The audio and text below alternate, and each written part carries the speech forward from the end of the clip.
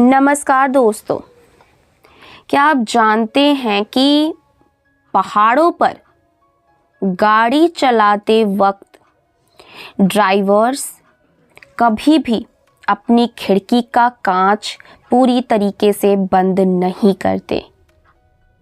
चाहे हाड़ कपा देने वाली ठंडी क्यों ना हो, फिर भी वो 1 इंच शीशा अपना खुला रखते हैं।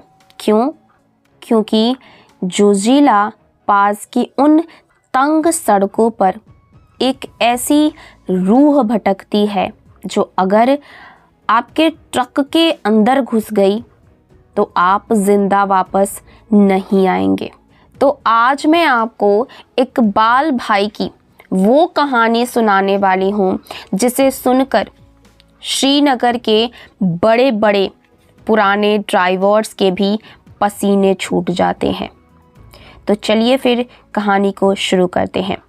अगर आपको ये वीडियो पसंद आई, हमारी कहानी पसंद आए, तो प्लीज़ वीडियो को लाइक करिएगा, शेयर कर दीजिएगा और चैनल पर पहली बार आए हैं, अभी तक सब्सक्राइब नहीं किया है तो सब्सक्राइब करके बेल आइकन ज़रूर दबाइएगा, जिससे आने वाली ऐसे ही डार्क मिस्टीरियस स्टोरीज़ आपको सबसे पहले मिलते रहे और उसके नोटिफिकेशंस आपको मिलते रहेंगे और हमारे चैनल को ऐसे ही सपोर्ट करते रहिएगा।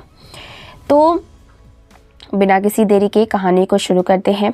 ये कहानी जो है वो सिर्फ एक हादसे की कहानी नहीं है, ये उस अनजान साए की है जो आज भी जोजिला की बर्फ में मुसाफिरों का इंतज़ार कर रहा है।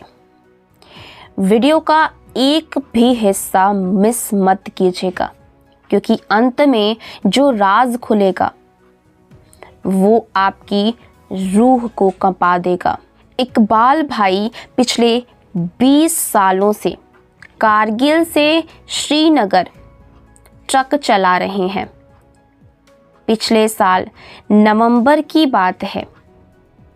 रास्ते वहाँ के बंद होने वाले थे, बहुत ज़्यादा बर्फ़बारी हो रहा था और रास्ता बहुत ही ज़्यादा ख़तरनाक होता जा रहा था और उन पर माल जल्दी पहुँचाने का भारी दबाव था।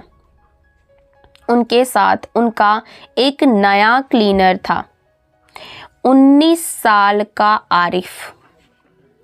रात के करीब 2 बज रहे थे। जोजिला का वो हिस्सा जिसे शैतान नाला कहते हैं, जहां रास्ता इतना संकरा है कि अगर एक टायर भी फिसला तो 2000 फीट नीचे पाताल है। कोहरा इतना घना था कि ट्रक की हेडलाइट्स भी धुंध के सामने अपने घुटने टेक चुकी थी। अचानक आरिफ ने चिल्लाकर कहा, उस्ताद, सामने देखो। सड़क के बीचों बीच एक साया खड़ा था, एक लंबा चौड़ा आदमी जिसने काले रंग का कंबल ओढ़ा हुआ था। इकबाल ने जोर से ब्रेक मारा। ट्रक फिसलते हुए उस साए से महज 2 फीट दूर रुका। इकबाल भाई ने गुस्से में बहुत तेज़ हॉर्न बजाया और बहुत देर तक वो बजाते रहे। इतना सन्नाटा था आसपास कि हॉर्न की आवाज़ बहुत तेज़ आ रही थी। कोई बहरा भी होता तो वो सुन करके हट जाता, लेकिन वो आदमी वहाँ से टस से मस नहीं हुआ। आरिफ ने जैसे ही खिड़की खोल के बाहर झांका, उसकी आवाज़ गले में ही फंस गई। वो आदमी धीरे धीरे मुड़ा उसका कोई चेहरा नहीं था। जहां आंखें होनी चाहिए थी वहां सिर्फ दो जलते हुए कोयले जैसा लाल लाल गड्ढा था।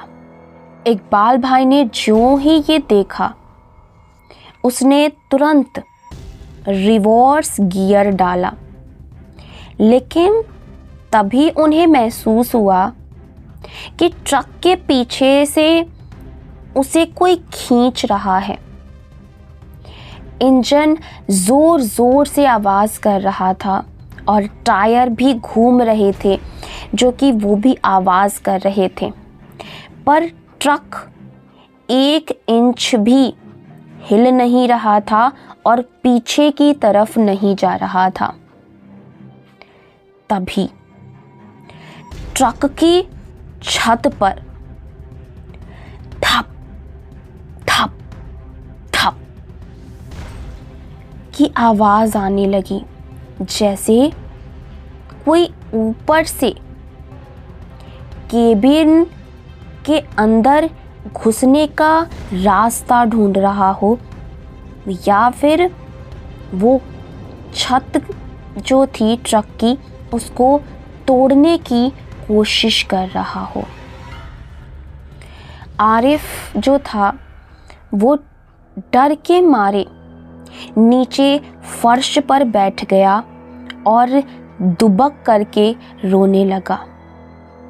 तभी केबिन के सामने वाले कांच पर एक गीला हाथ छपा और वो हाथ धीरे धीरे कांच पर ही नीचे की तरफ सरकने लगा, जैसे कोई बाहर से कांच को पिघलाना चाहता हो। वहाँ पर ये एक कहानी बहुत ज़्यादा मशहूर है कि 1990 के दशक में उसी मोड़ पर एक ट्रक ड्राइवर को डाकुओं ने लूटकर उसके हाथ काट दिए थे और उसे वहीं बर्फ में तड़पता हुआ छोड़ दिया था। वो ड्राइवर आज भी वहीं पर भटकता है और वो नहीं चाहता कि कोई भी ट्रक वहां से सुरक्षित गुजरे। वो ट्रक को पीछे की तरफ इसीलिए खींचता है ताकि वो ट्रक और उसमें बैठे इंसान सीधे 2000 फीट खाई में गिर जाएं।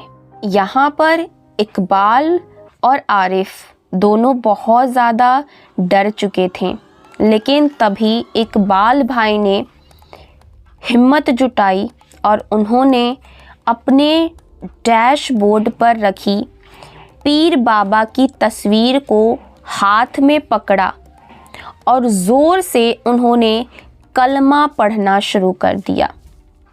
अचानक ट्रक का जो वो खिंचाव उनको महसूस हो रहा था वो ख़त्म हो गया। ट्रक एक झटके से पीछे हुआ। उन्होंने बिना रुके ट्रक को मोड़ा और वापस द्रास की तरफ भाग निकले। अगली सुबह जब उन्होंने अपना ट्रक चेक किया तो उनके तो होश ही उड़ गए। ट्रक के पीछे वाले लोहे के बम्पर पर इंसानी उंगलियों के गहरे गड्ढे बने हुए थे, जैसे किसी ने नरम लोहे को अपनी उंगलियों से दबाया हो। और सबसे खौफनाक बात ये थी कि आरिफ के जैकेट के पीछे एक मिट्टी मिट्टी से सने हाथ का निशान था, जबकि आरिफ पूरी रात ट्रक के अंदर ही बैठा था दुबक करके। इसका मतलब वो साया एक पल के लिए ही सही, लेकिन वो केबिन के अंदर भी आया था। आज भी इकबाल भाई कहते हैं, बर्फ के उस पहाड़ पर हम अकेले नहीं हैं।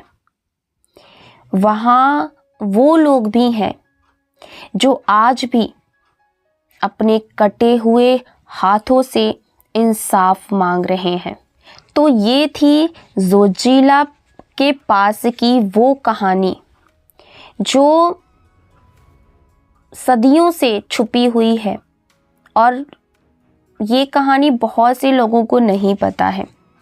क्या आपको भी लगता है कि हमारी सड़क पर हमारे अलावा कोई और भी मुसाफिर है?